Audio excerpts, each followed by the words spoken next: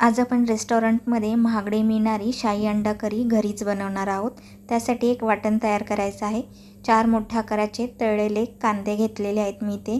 1 वाटी दही घालायचं आहे, दहीमुळे छान अशी चव येते। अर्धा इंच आलं आणि 8 ते 10 लसूण पाकळ्या घालायच्या आहेत। भिजवलेले काजू घालायचे आहेत आणि याची छान अशी एक पेस्ट तयार करून घ्यायची आहे।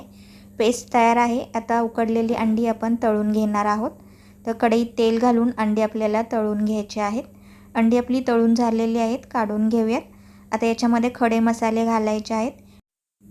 1 मिनिट छान असे मसाले तेलात परतून घेतल्यानंतर आता आपण याच्यामध्ये 1 टोमॅटोची प्युरी घालून घ्यायची आहे।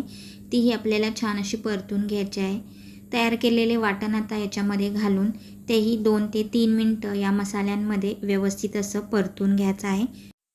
मसाले तेलामध्ये छान परतून झालेले आहेत। आता याच्यामध्ये 1 चमचा लाल तिखट, पाव चमचा हळद, अर्धा चमचा जिरे पूड आणि अर्धा चमचा गरम मसाला घालायचा आहे आणि हे सर्व मसाले व्यवस्थित असे मिक्स करून घ्यायचे आहेत।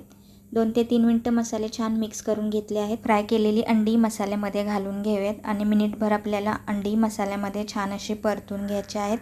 अंडी परतून झालेली आहेत।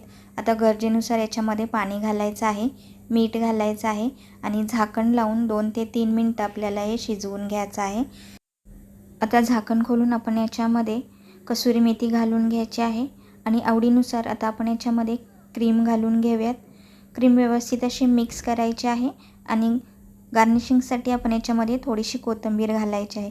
तुम्हाला ही रेसिपी कशी वाटली? आवडल्यास लाईक, शेअर आणि चॅनलला सबस्क्राईब करा।